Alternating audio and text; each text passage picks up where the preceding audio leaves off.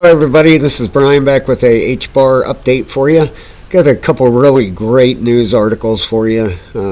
Some stuff that really happened this morning in the crypto market kind of put a thump over the head there of Bitcoin price and pretty much put a shockwave through the market here for the time being. But right now, as I make this video, we are down 6.21% at 0.05802786 cents. All right, so this is H-Bar on the 4-hour.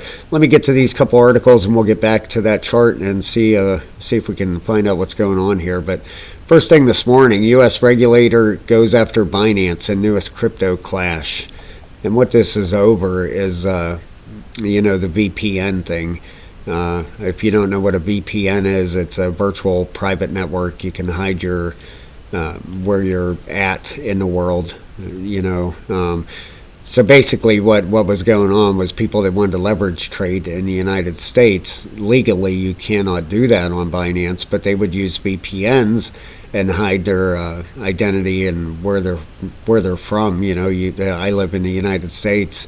I could put my VPN to say I lived in Greenland, and over there, which I'm not 100% positive, but let's say, for instance, that over there it was legal for you to use Binance to leverage trade, so that's what's going on here. They're saying, I'll read a little bit of it here, but it says here, the suit filed in federal court in Chicago states that since July 2019, Binance has solicited and accepted orders and operated a facility for trading products such as futures and options that derive their value from cryptos. Binance is the world's largest crypto exchange. Binance has said it doesn't sell to customers in the U.S. The defendant's own emails and chats reflect that Binance's compliance efforts have been a sham, and Binance deliberately chose over and over to place profits over the following law. Gretchen Lowe, CFTC's Enforcement Division Principal Deputy Director and Chief Counsel, said in a statement. Boy, that's a mouthful.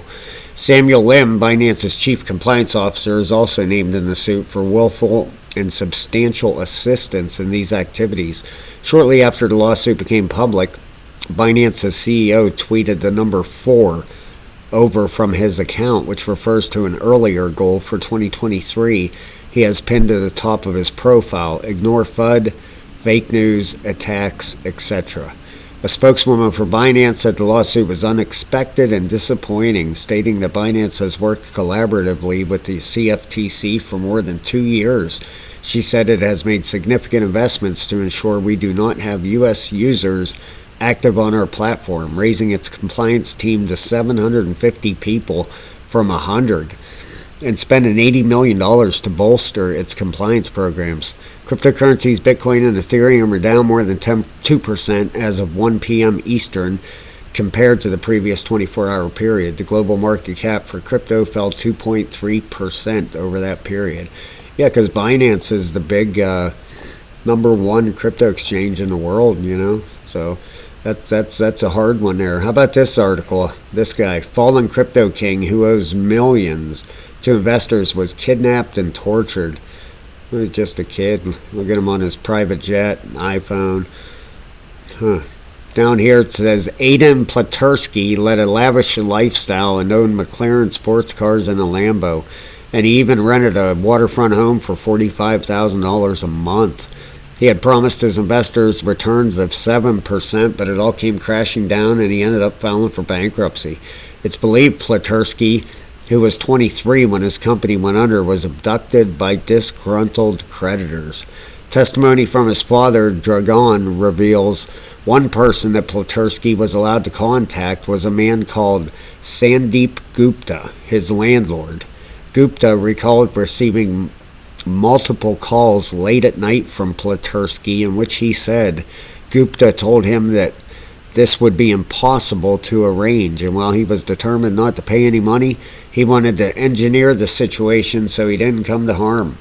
On a different phone, he began to dial 911. Over the following days, the landlord worked with officers in an attempt to set up a sting meeting and ensure that Platursky could be brought to safety. He was later released on the understanding that he would get the cash to his kidnappers as soon as possible, and was warned that interacting with law enforcement would make his situation much, much worse. Gupta said in his testimony that Platursky's actions had put him and his family in danger, with random people visiting the property that the fallen entrepreneur was renting. Efforts are now underway to recover as much money as possible for Platursky's victims. While he has claimed that the money was lost in a series of bad trades and margin calls, he's been accused of blowing millions on his lavish lifestyle. It's estimated that he only invested, 1.6% of the funds he was given, the court filing says. He allegedly attempted to defend himself by saying he was a 20-something-year-old kid. Boy, them 20-something-year-old kids, geez. Boy, looks like he's in a little bit of trouble there. This just came out today, March 27th, just this morning, so isn't that something? Didn't hear about that, but here's your top 100 for the day. You can see everything's taking a pretty good beating today. You know, XRP and GMX are the only two greens on there. Your Crypto Fear and Greed Index, the market cap down 2.66%. Volume's up almost 30%, so maybe some more people buying the dip there. I know personally I jumped in and bought a little bit more Bitcoin when it fell to about 26.8 or something. But Bitcoin dominance is up 0.04%, and the market sentiment is at 64, the same as yesterday in greed. Here's your biggest gainers, biggest losers. And if you haven't yet, please hit that subscribe button. We would love to have you here every day. We've got a great group of people in here. Going to do that 100 ADA giveaway here in a few days. And all you have to do to enter is hit the subscribe button. So here's your biggest losers and biggest gainers. Your trending coins on the left. Arbitrum's back there at the top, trending. Boy, I know the other day that thing was down 90%. Everybody was wondering. It was an airdrop they did that everybody ran to sell it, and as soon as they got it, you know, that's what normally happens with airdrops. People want to hurry up and be the first one to sell before anybody else, and the price just tanks.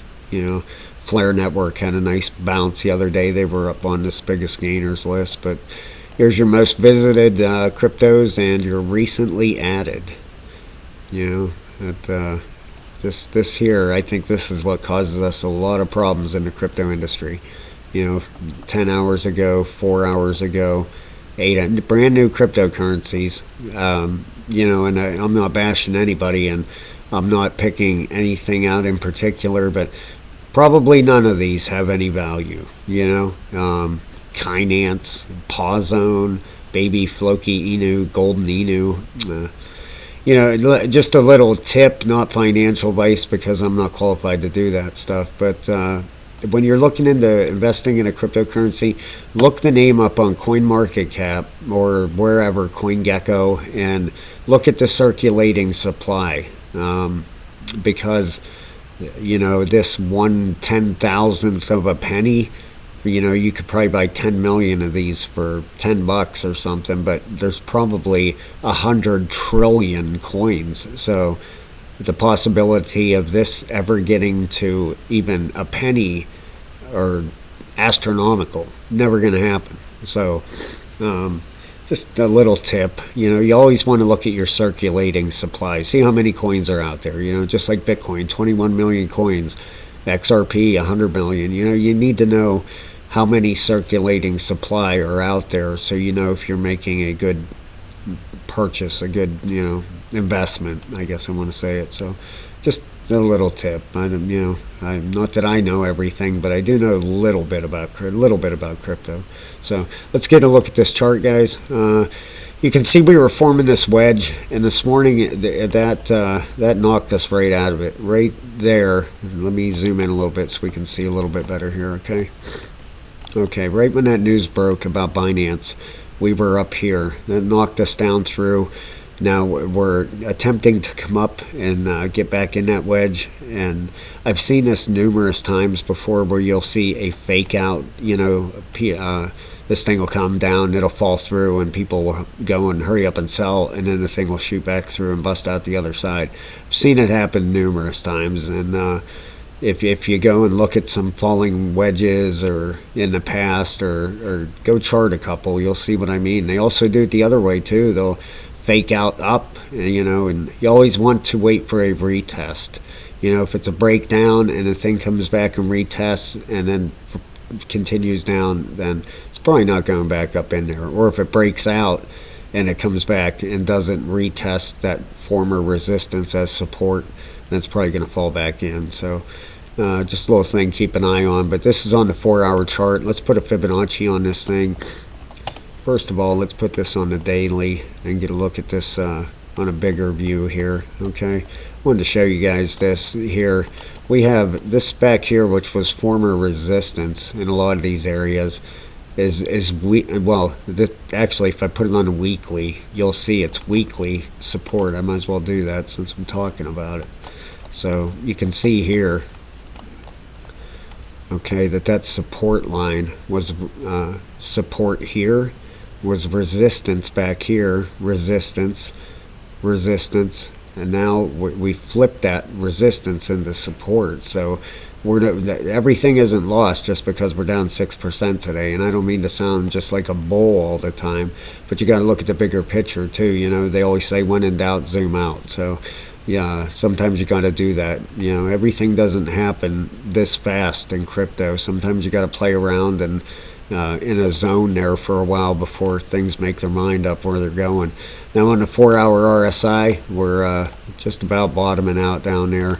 And me personally, Bitcoin's doing the same thing with the RSIs.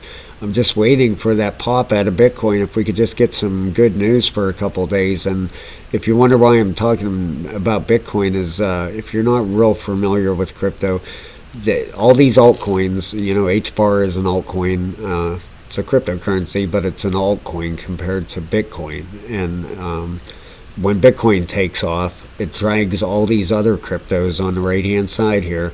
It drags them up with it, okay? So you want to always see Bitcoin doing well. That's what brings the money in the market. And when Bitcoin's exciting, that gets people excited. And they start getting in here and looking around and, oh, geez, HBAR, what's that? And they start looking in to see, what HBAR is all about, or XRP or Cardano or whatever they're looking at. So always root for Bitcoin. That's why I'm always talking about it, because it leads the market. It holds most of the market cap, and we need it to do well. So we're going to keep an eye on this the rest of the night, guys. This 4-hour. Once this 4-hour RSI resets, I'm hoping we get some price action here up here. As far as a pullback, yeah, you can see, look how valid that trend line was. See that it's come up and bounced off of it a couple times now. That's what I mean. If it retests it now as resistance, we could be in some trouble. So the 1 hour is reset, which looks great. The 1 hour and 4. So I still have some hope for this falling wedge here. As far as a pullback on this 4 hour, I'm going to show you. We are right at the line in the sand here, really. Hold on a second so I can pull this up just a hair. There we go. We're right at that 786. You pretty much the last Fibonacci line. So we need to bounce here. We need. I'd hate to see it come down here, but that could happen too. You never know. You got to look at what the market gives you. Sometimes news like today, a black swan event. That's what, I don't know if that's what most people are going to call it, but a big event that shakes the whole market, that you don't see coming, and has a reaction on price, just like today, this big red candle here.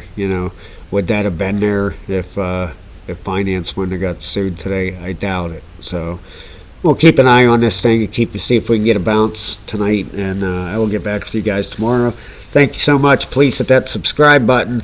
We'd love to have you here every day with us. Like I said, I cover 10 to 15 different cryptocurrencies, and not everybody holds just one crypto, so we go over a few of them. Thank you so much for your time, guys. Have a fantastic night.